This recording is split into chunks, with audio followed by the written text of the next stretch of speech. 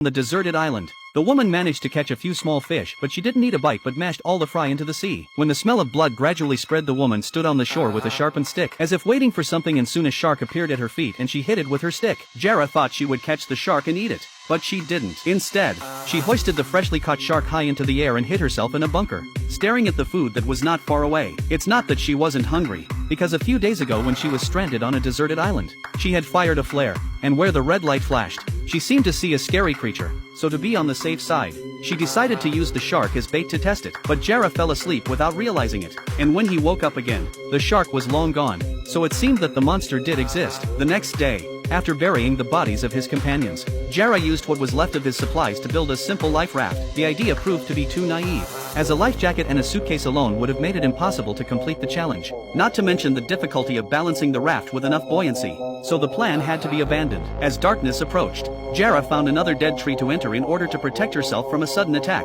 But was it really safe?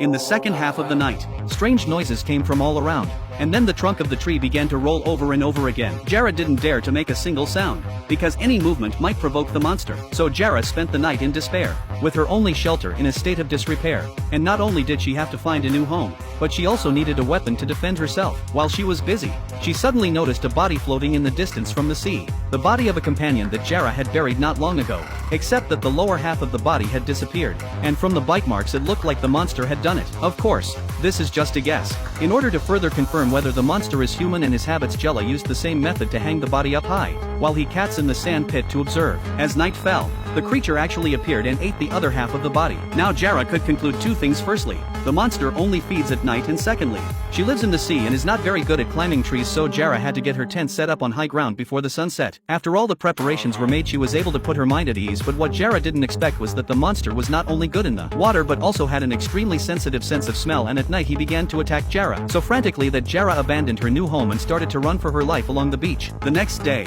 as she was cleaning her wounds and thinking about her next move, she looked up and almost dropped her jaw.